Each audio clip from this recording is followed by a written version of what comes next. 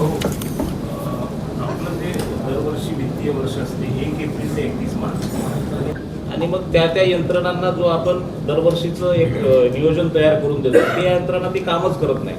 त्यामुळं असं वाटत नाही. आणि अतिशय महत्त्वपूर्ण चर्चा या बैठकीमध्ये सर्व सन्माननीय लोकप्रतिनिधींच्या माध्यमातून उपस्थित झाली आणि त्यामध्ये अनेक अंतिम निर्णयसुद्धा या ठिकाणी घेण्यात आलेले आहेत.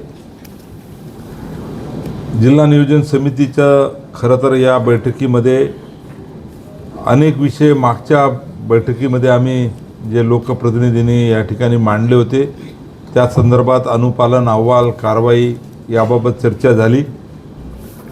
26-27चा प्रारूप आराखडा जो जिल्हा नियोजन समितीचा आहे तो आराखडा या ठिकाणी त्याला मंजुरी दिली गेली. जवळपास 600 कोटी रुपये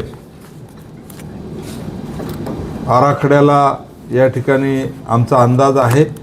आणि आता जे राज्यस्तरावर ही बैठक होणार आहे त्या बैठकीमध्ये हा आराखडा मंजूर करण्यासाठी आम्ही सर्व लोकप्रतिनिधी यासोबतच जिल्हा वार्षिक योजनेमध्ये जे 25-26 मध्ये जो काही आमचा आराखडा होता त्या आराखड्यामध्ये वेगवेगळ्या विभागाला निधी वितरित केला गेला होता, परंतु त्या विभागाकडून तो पैसा खर्च झाला नाही. त्या विभागाकडून तो पैसा वळती करून त्याचं पुनर्नियोजन करण्याच्या प्रस्तावाला सुद्धा आज मान्यता दिली गेली आहे.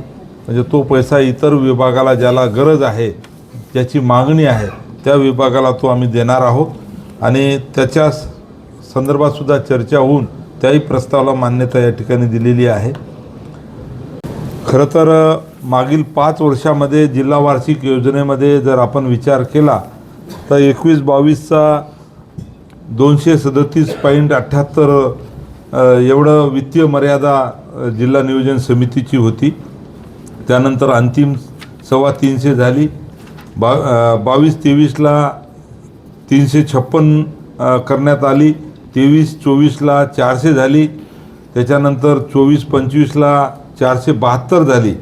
25-26ला 528 झाली मागच्या वर्षी. आणि यावर्षी आम्ही 600 कोटीचा या ठिकाणी आराखडा तयार केलेला आहे आणि नक्कीच हा आराखडा शासन स्तरावर सुद्धा मंजूर होईल. या माध्यमातून जिल्ह्यात विकासाच्या संदर्भात अनेक पायाभूत सुविधा निर्माण होतील. अनेक गरजवंत कामसुद्धा वेगवेगळ्या जिल्हा परिषद असेल किंवा इतर विभागाला असेल या सर्व विभागाच्या माध्यमातून होणार आहे. आणि म्हणून ही माहिती आपल्यापर्यंत देण्यासाठी आपल्याला सुद्धा बोलावलं.